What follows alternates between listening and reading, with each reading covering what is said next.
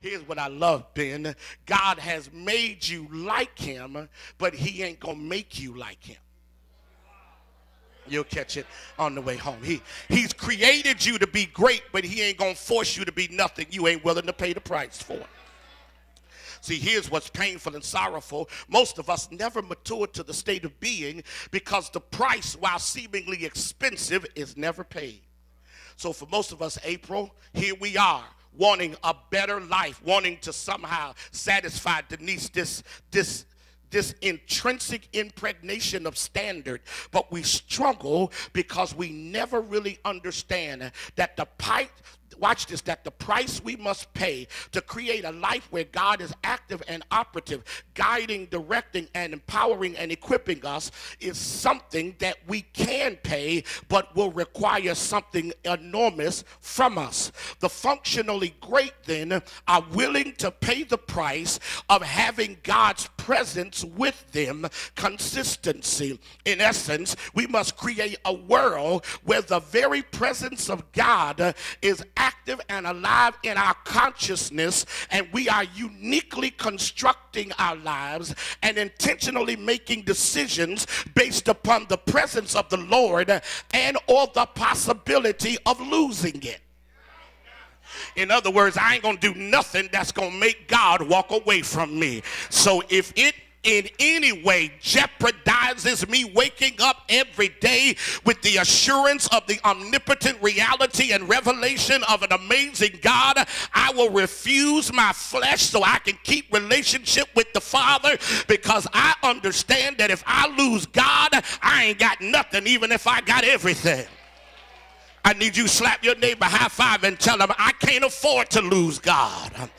Because if it had not been for God, I don't know where I would be. I can't afford to jeopardize my relationship with God. God has become everything to me. I figured out that I'm waking up in the morning, but that don't mean I'm alive. What makes me alive is the fact that the very glory and presence of God is alive in my life, and I'm making conscious decisions to massage his presence. So every day you see me, you see a man that's serious about God. I understand that I got other responsibilities, but if I don't start with God, I ain't got nothing. And I'm not the only one in here today that woke up and declared on the first Sunday of the year that this year is about walking with God.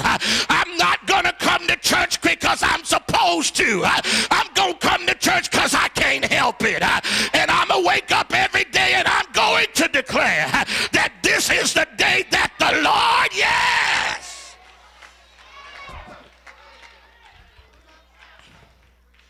The thing I love is that whenever the presence of God is in your life, like cream, you always rise to the top. This is what we witnessed today in David. For within this moment, 1 Samuel 16, we are given the secret to David's success and survival. Watch this. I need y'all to get this. In this moment, we are given the secret to David's success and survival. In this singular verse, we are privy, watch this, to how David defeats Goliath and why Absalom couldn't destroy him. There she is. Listen to me. Let me help y'all. Let me help y'all grow. David wasn't lucky. David could not be defeated because of who was with him. I'm trying. You know what? The tough thing about preaching this sermon today is that we are so accustomed to losing till this seems almost mythical, because not many arrive at the point where they live daily, constantly, consistently, and cognitively or consciously in the presence of God. So most of us spend our lives trying to figure it out, only to be outsmarted by our trials. I'll admit that there's stuff I go through I ain't got no answer for. I'll admit that there's situations I endure that I have no way of figuring out. I admit that there are people I've met that are so perplexingly, confoundingly, confusingly contaminating, till even if I try to talk them out of being themselves, I ain't smart enough to get them to see what I see. I admit that as much as I may seem like a pretty good preacher, there are some Sundays I'm preaching to y'all that I know you ain't getting it, and I know I ain't saying it well enough for you to get it. So I have to depend on God to help me do stuff I'm not really good at doing without God.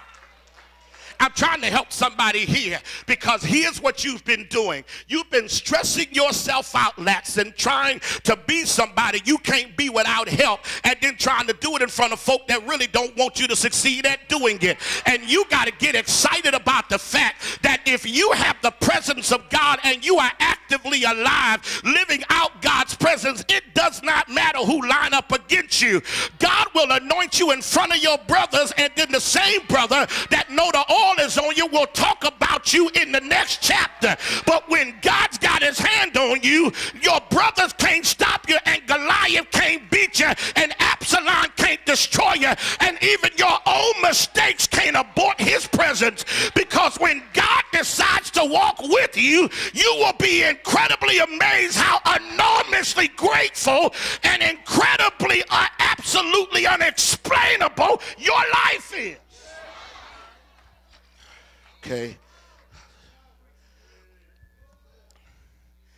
We are given his secret, and the Lord took control of him. Okay. We are given insider information to what makes folk great without explanation. Because you ain't supposed to be king when you got brothers ahead of you. Okay. How does God jump the pecking order to get to the one they didn't even invite to the coronation? Okay, y'all ain't getting it. Okay, that's fine. Here's what I love. God will not let the party start till you get dressed. So they can have all of the trappings in place, but you will always be the guest at your own surprise party. So I came to tell you, stop being frustrated. Start nurturing the presence of God, and then watch God do stuff. See, here's what's deep. You can start with the presence of God and do stuff that causes God to disconnect. Because the Bible does say, and he was with Saul. It does say, and he was with Samuel. Watch this. It does say that he was with Samson. It does say that Judas was with Jesus. So here's the question on this first Sunday. How do you live in a place of unrelenting, undeniable, and ultimately consistent presence with God, whereby it allows you to be able to succeed at extraordinary levels? How do you, what does it take? And I really want you to get this sermon today, because if you watch this from second Sunday in December, from second Sunday in December to now, the one thing I've been constantly pushing, Kim, is this. If you, Regina, learn to trust God at extreme levels, you will be amazed at the exceptional way he does things through your life. Watch this, and I'm going to say this on my way to my points. You ought to live so folk can't explain your success, but they can't deny it. Tell your neighbor, don't mess with God, because God has been good to me. And every time I wake up and I look at my life, I can't say it was because of school, and I can't say it was because of my parents. Oh, let me go back and say it again. If it had not been for the Lord on my side, don't know where I would be. I'm going to keep saying it. I need you to shake your neighbor's hand and say, neighbor, I came to church not because it's the first Sunday. I came to church not because I had nothing else to do, but when I opened my eyes and saw that I was still here, something inside of me said, Lord, I thank you, because I've been through some things where I didn't think I was going to make it. Been through some things where I thought I would lose my mind, but hey, the Lord been good to me, and so I just came to say thank you, sir. Thank you for keeping my mind. Thank you for food on my table. Thank you for clothes on my back.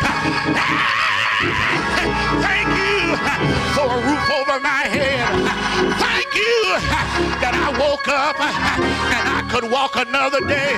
But if I can't thank you for nothing else, thank you that on a hill far away Jesus died.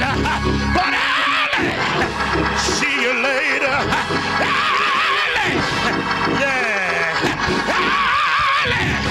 Sunday morning, he got up with all power. Somebody ought to holler. All power in his hand. So Lord, walk with me, Jesus. Walk with me, Jesus. Walk with me, Jesus. Walk with me. Walk with me. Walk with me.